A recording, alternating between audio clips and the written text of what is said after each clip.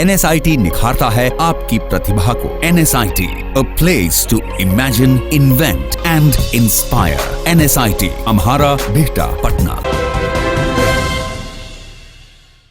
नमस्कार, आप देख रहे हैं सिटी पोस्ट। मैं हूं अभिषेक मिश्रा।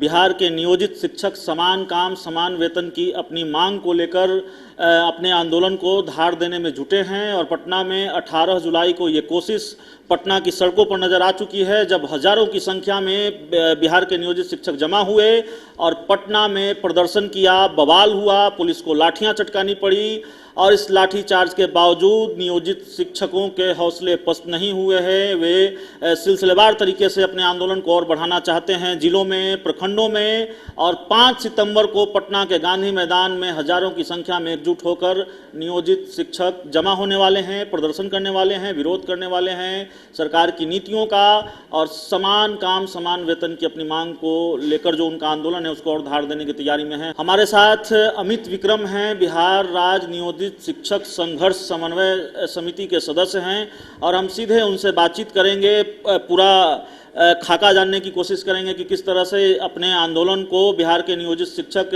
धार देने में जुटे हैं, क्या तैयारी है और किस तरह से चरणबद्ध तरीके से आंदोलन को आगे ले जाने की तैयारी है। सबसे पहले सिटी पोस्ट में आपका स्वागत है और जैसे कि जानकारी हमारे पास है कि बिल्कुल चरणबद्ध तरीके से प्रखंडों में, जिलों में और फिर पटना के गांधी मैदान में हजारों की संख्या में शिक्षक जुटेंगे, नियोजित शिक्षक, और प्रदर्शन करेंगे, विरोध करेंगे। जाहिर तौर पर सरकार की मुश्किलें आप लोग बढ़ाने जा रहे हैं समान काम समान वेतन की मांग को लेकर, तो किस तरह से तैयारी है आंदोलन की?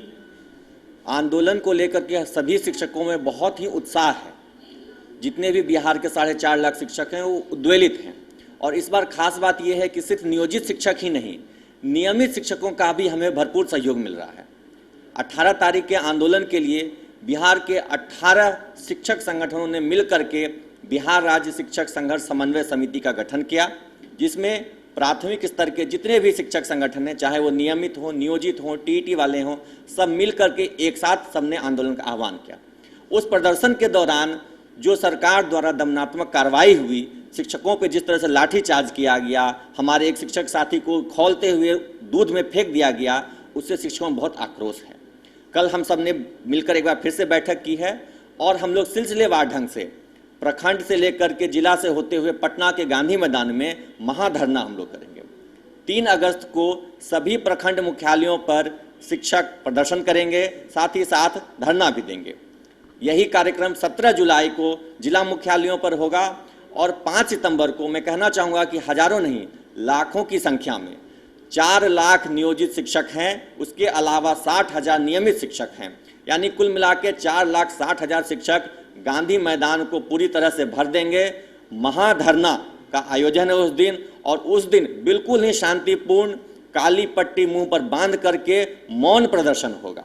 हम अपनी एकजुटता दिखाएंगे और सरकार को ये संदेश देंगे कि बिहार के 4.5 लाख शिक्षक आपकी नीतियों से, आपने सुप्रीम कोर्ट में जिस तरह से शिक्षकों के न्यायोचित मांगों के विरोध किया, उससे हम खुश नहीं हैं और ये आपके लिए एक चेतावनी है। आप हमारी बातों को माने, नहीं तो आंदोलन का स्वरूप और विकराल हो सकता है। ये ठीक है कि आप आंदोलन करने जा रहे हैं, बिहार के नियोजित शिक्षक अपने आंदोलन को और धार देने में जुटे हैं, लेकिन एक सवाल यहाँ पर बहुत वाजिब हो जाता है। वाजिब सवाल यह है कि सुप्रीम कोर्ट से बिहार के नियोजित शिक्षकों को झटका लगा है।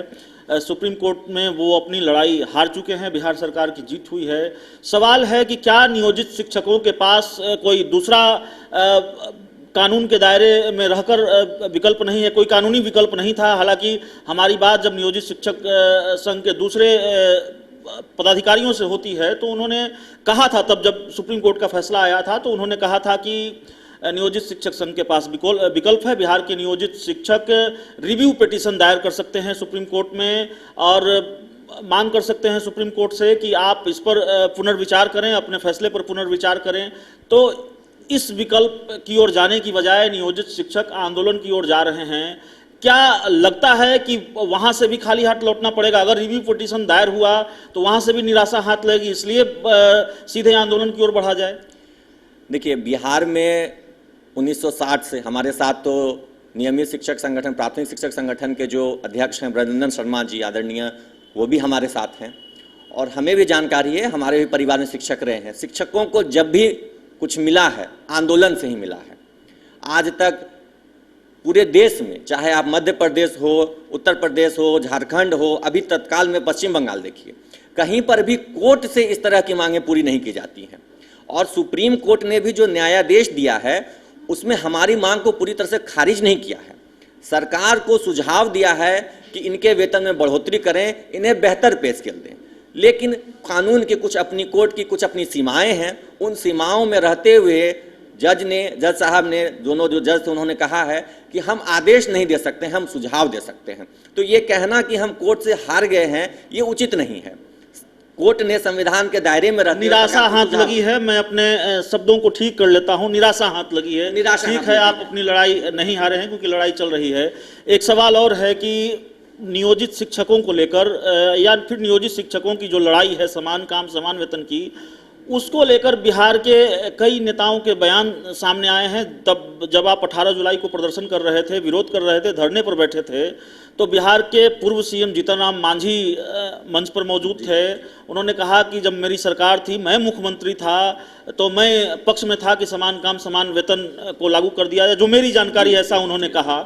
उपेंद्र कुशवाहा लगातार बयान देते रहे हैं, आरएलएसपी के अध्यक्ष हैं और केंद्रीय मानव संसाधन राज्य मंत्री भी रहे हैं। वो आपके पक्ष में खड़े दिखाई देते हैं, आप नियोजित शिक्षकों के पक्ष में बयान देते रहे हैं। तो एक तो ऐसे नेताओं के बयानों पर कितना भरोसा है, और क्या इस तरह के जो नेता आपके साथ खड़े हैं वो नजर आएंगे? आपका जो गांधी मैदान में लाखों की संख्या में जुटकर आप जो धरना देने वाले हैं, महाधरना, उसमें ऐसे नेताओं को भी आमंत्रित किया जा रहा है जो आपके पक्ष में खड़े हैं और वो आपके मंच पर नजर आने वाले हैं? इसमें मैं बहुत क्लियर करना चाहूँगा कि गांधी मैदान में जो हमारा कार्यक्रम है ये बिल्कुल मौन प्रदर्शन होगा। मुंह पर काली पट्टी बांध करके हम लोग शांतिपूर्वक बैठेंगे, कोई भाषणबाजी नहीं होगी। तत्काल हमने अभी तक किसी को आमंत्रित नहीं किया है। जो भी नेतागण आना चाहेंगे उस पर हम लोग विचार करेंगे कि किनके हम आमंत्रित करें या नहीं करें, क्योंकि अभी तक विडंबना ये रही है कि जो भी पार्टी विपक्ष में रहते हैं वो हमारा समर्थन करते हैं। 2017 के आंदोलन में माननीय सुशील मोदी जी, प्रेम कुमार प्रेम जी हमारे मंच पर आते थे और समान काम समान वेतन की वकालत करते थे, लेकिन बड़े अफसोस की बात है सत्ता में जाते ही उनका स्वर बदल जाता है। आज तेजस्वी जी विपक्ष में हैं तो वो जैसे ही सुप्रीम कोर्ट का फैसला आया हमारे पक्ष में बयान दे रहे थे सोशल मीडिया पर, लेकिन जब वो सरकार में थे तो उनकी नींद नहीं खुलती थी। तो हमें विपक्ष पर बहुत ज़्यादा भरोसा नहीं है।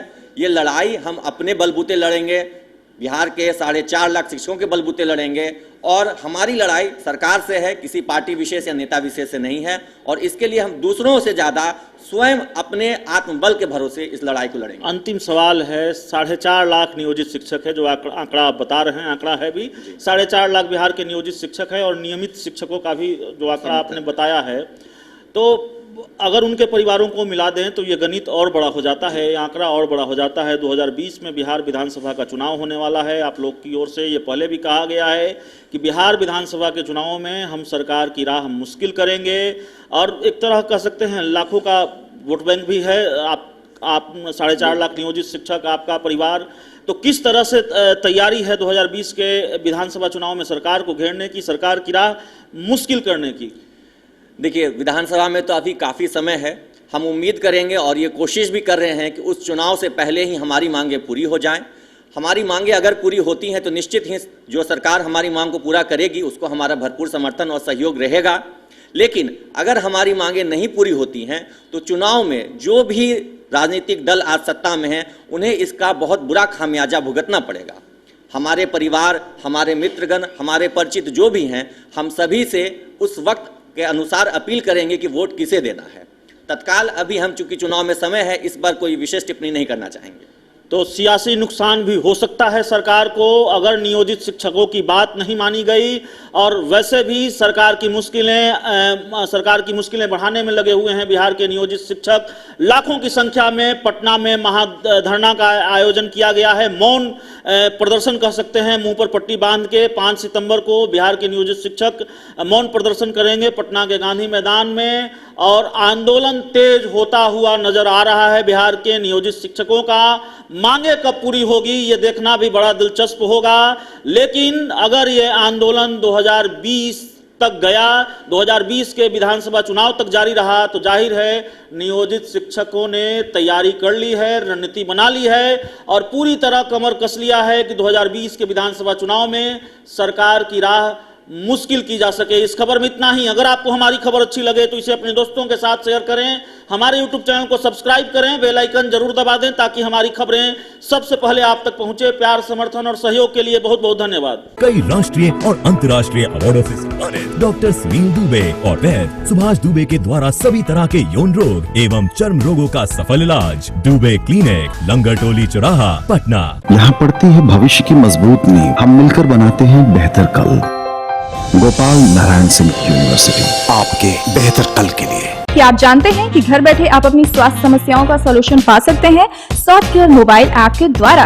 अधिक जानकारी के लिए आप संपर्क कर सकते हैं। हमारे फोन नंबर्स हैं 9472981111, 9472982222। Softcare app, solution at your finger tips.